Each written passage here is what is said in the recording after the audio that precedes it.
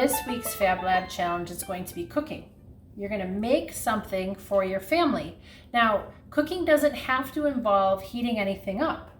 What kind of things could you make that don't involve heating anything up, Megan? Well, you could make a sandwich, or you can prepare some fruits and veggies. That's a really good idea. We're going to bake one thing today, and then we're going to make something that doesn't take any cooking at all. So the first thing we're going to make is some cookies that are called pumpkin spice cookies, and they really only have to have 2 ingredients. But you can put another one to make it better, I think. Well, in my opinion. Yeah, you can once you figure out how to make them, then you can add other things. And then we're going to make something that I learned how to make when I was in kindergarten called ants on a log. Ants on a log. They're not really ants from outside, don't worry. They'll be delicious. But did you know that cooking is STEAM? I did not. So cooking is science because you have to put the ingredients in the right order.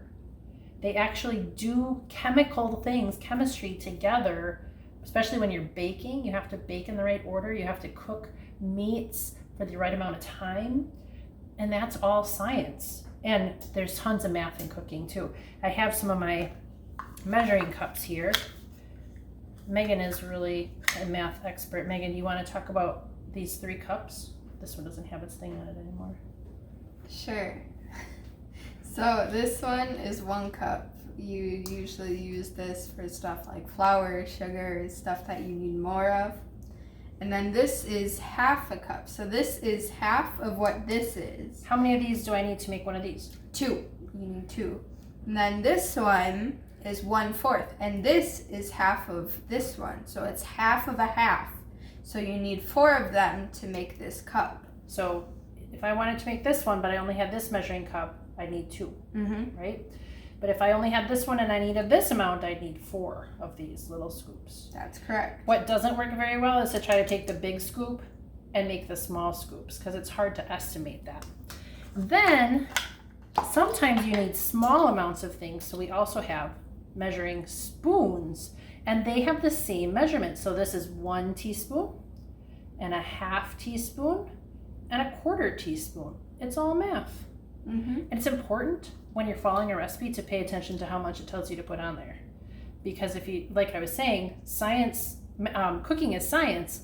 And so if you don't follow the directions and put the right amounts in, it's not going to turn out right. So before we start cooking, we always have to do something.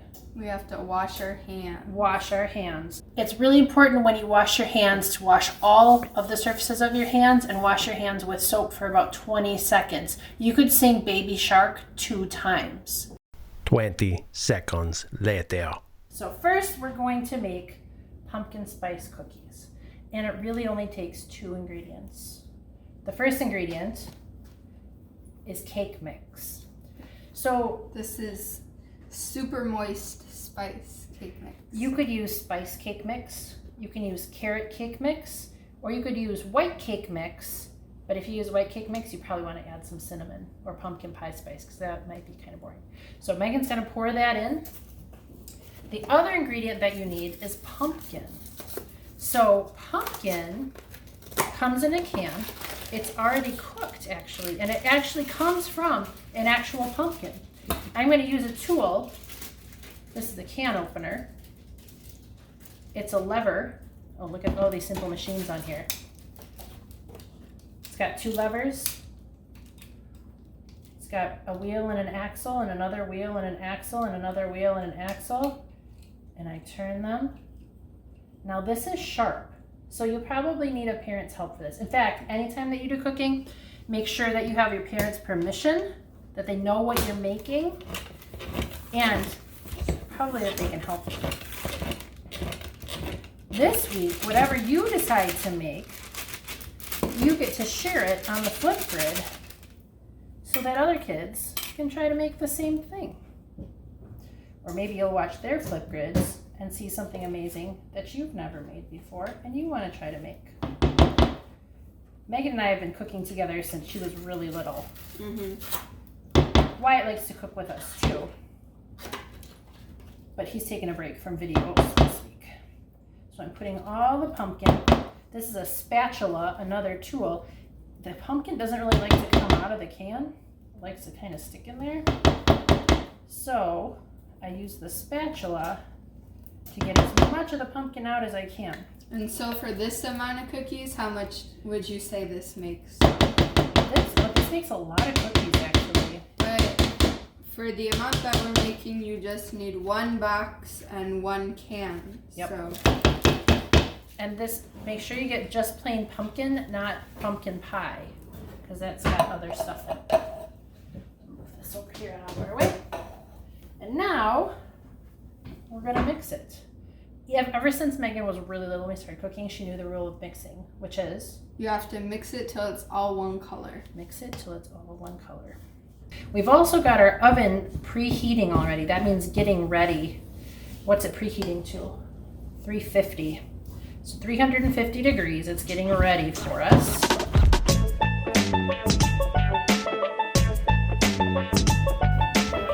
Okay, so now that's all one color. Now we're gonna add our secret ingredient. See if that's all one color. So we're gonna add chocolate chips to our cookies. You could add raisins or craisins, which are dried cranberries, or if your family likes nuts, you could add nuts. We don't add nuts because I'm allergic to nuts, so we never add nuts. This is a giant bag of chocolate chips. We've been making a lot of cookies since we've been home. So Megan's gonna keep on stirring so we can see how much we need. About how much chocolate chips would you say we put? Probably most of a normal size bag, like a 12-ounce bag.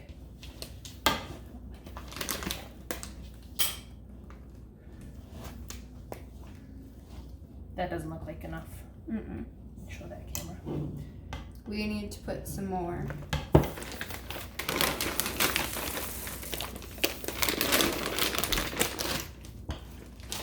Now, when I cook, would much rather have too many chocolate chips than not enough chocolate chips.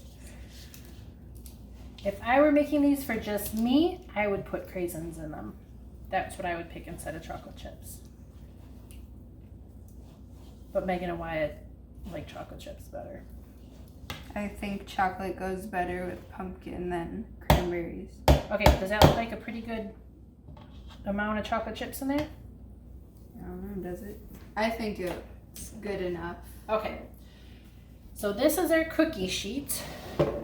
We bake a lot at our house, so we have this baking mat on there, but you don't have to have a baking mat to make cookies, but you do need a flat metal pan. We're gonna use 2 small spoons. And if you don't have baking mat, put parchment paper. You can put parchment paper on it, or you could put aluminum foil on your pan because these do kind of stick to the pan. So you want to protect your pan, otherwise you'll be scrubbing for a long time to clean up. So we're gonna make them about the size of the spoon. We don't want to make them too big because then they take too long to cook. That big. See how we're not touching it with our fingers? If we touched it with our fingers, sometimes people think that it's okay to lick their fingers. But when you're cooking for other people, you shouldn't ever put your fingers in your mouth or on your face. Especially not if you're cooking with eggs. All right, I'm gonna put the cookies in the oven. They're all about the same size. They've got space in between and they're ready to go in the oven. I'm gonna do this really carefully. Probably have it, if you are doing this, you wanna have a grown-up do this part of it. All right, we're gonna set our timer. It's important to cook with a timer. About 12 minutes. All right, now we're gonna make our other treat for the day. We're gonna make ants on a log. So for that we need celery, peanut butter, crunchy or creamy, whichever one you like, and raisins. Or you can use craisins or chocolate chips if you want to. Okay, chocolate chips. All right, so we're gonna take out some celery from the bag here. This is the one part of this one that you're gonna need a grown-up for, and it's for cutting the celery. So Megan's gonna bring it carefully over. We're gonna cut the celery. This is really important to have a grown-up for this part. I'm gonna feed this to the worms. The worms are here at my house. They'll be so excited. And you want to cut that end off because that's not good for eating. You don't want to eat the leaves usually of celery, and you don't want to eat that end. So we're gonna wash just a couple of. Let's find some that are good. Bowl shaped. All right. So we're going to make two because there's two of us. We're gonna wash the celery at the sink. You should always wash fruits and vegetables before you eat it. That sounds kind of strange, but you actually need to dry your celery, because otherwise the peanut butter Slides right off. slides right off. So we're gonna dry our celery. When you need to store celery in the refrigerator, a trick to keep it tasting good is to store it in a container in water. That actually keeps the celery nice and crunchy, which is the better way to have celery. All right, so now Megan and I are ready to make our logs. You ready, Megan? Aren't you gonna cut those smaller? No, big logs. You can make the celery whatever size you want. I think it's kind of gonna have a big. I generally make it like half this size because then it's easier to snack on, I think. All right, smearing on the peanut butter here. If I get peanut butter on my fingers, can I lick it, Megan? No. It's safe to eat without cooking it, but if I'm making it for somebody else, like if I was making this for Wyatt or Mr. Milewski, I would not want to lick my fingers, because you gotta keep your fingers out of your mouth when you're cooking for someone else. All right, no, too much peanut butter there. Now, for the raisins. These are the ants of our ants on a log. Raisins are so sweet and juicy. Sometimes kids think they don't like raisins, but because they haven't tried them. I really like raisins. I like craisins better. Do you want to get some craisins for yours? Do we have craisins? We do. Put this down. Being peanut butter all over my fingers. There's my ants all lined up.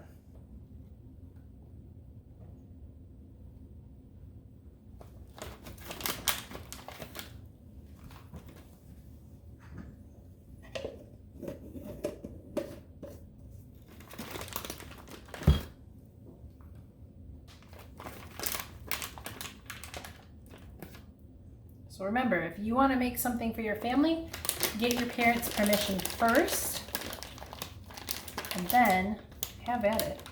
So we've got our ants on a log ready to eat. But after you ask your parents' permission, if you have to use something like a knife or the stove or the oven, ask for their help, because that can be dangerous. Yep. All right, let's try our ants on a log.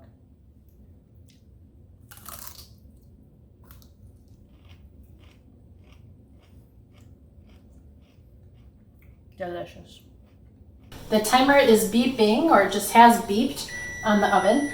So that means that my cookies are done. So first I'm going to make that stop beeping.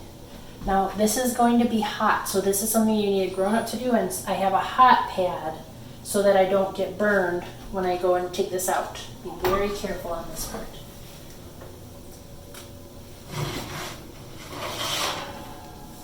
Set these down. So my cookies now, you can see when I move the cookie sheet, they're solid. They changed color a little bit, and they are done. This kind of cookie has to sit on the cookie sheet for a little while. If I try to pick one up right now, it would just kind of fall apart. So it has to sit for a little bit to set. But now it's ready for the next cookie sheet, which I got ready to go in and cook. And I don't have to have a hot pad for this one because it wasn't in the oven yet. That's a grown-up job right there. So remember to ask a grown-up's permission, get a grown-up's help if you need it for the oven, the stove, even the microwave, or when you have to use something sharp. Record whatever you make in the Flipgrid. I'll have a bunch of recipes on the Flipgrid that you can try if you want to try one of my recipes.